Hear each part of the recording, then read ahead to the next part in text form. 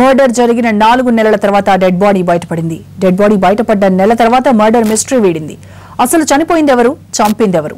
కర్నూలు జిల్లాలో lady murder మిస్టరీని పోలీసులు ఎలా ఛేదించారు చూద్దాం.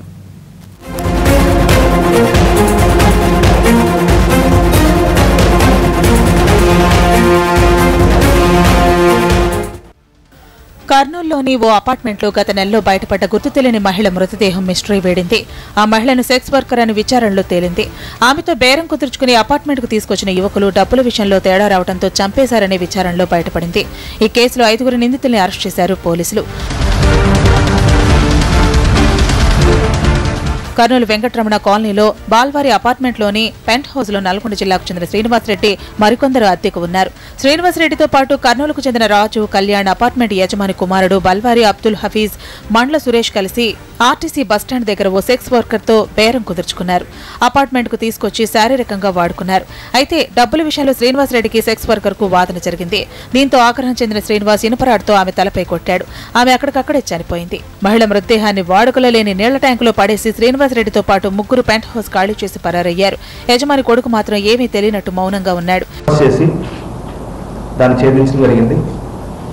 5 మంది నేరస్తులు వీళ్ళని ఈరోజు అరెస్ట్ చేయడం జరిగింది. శ్రీనివాసరెడ్డి, అదేవిధంగా కాశీపూర్ మార్క్, కళ్యాణ్, బల్వారి అబ్దుల్, మండ్ల సురేష్ 5 వ్యక్తులు మేము అరెస్ట్ చేయడం జరిగింది. ఈ హత్య గత ఏడాది డిసెంబర్లో జరిగితే గత నెలలో డెడ్ బాడీ బయటపడింది. నీటి వాడకానికి ట్యాంక్ శుభ్రం చేసేందుకు వాచ్మెన్ వెళ్లగా కుళ్లిపోయి గుర్తించలేని విధంగా ఓ మహిళ మృతదేహం కనిపించింది. దీంతో భయపడ్డ వాచ్మెన్ వెంటనే ఇంటి యజమానికి చెప్పాడు. ఇంటి యజమాని సమాచారంతో రంగంలోకి దిగిన పోలీసులు పెంట్ హౌస్ ఖాళీ చేసి వెళ్లిపోయిన శ్రీనివాసరెడ్డిని అరెస్ట్ చేసి విచారించారు. దీంతో మర్డర్ మిస్టరీ వేడింది.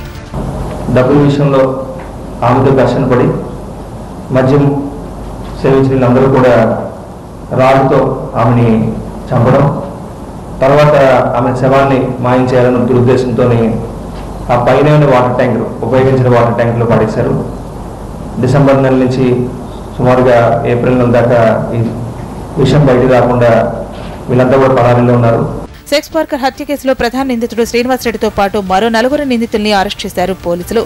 మృతురాలు ఎవరన్న విషయం తేలాల్సి ఉంది.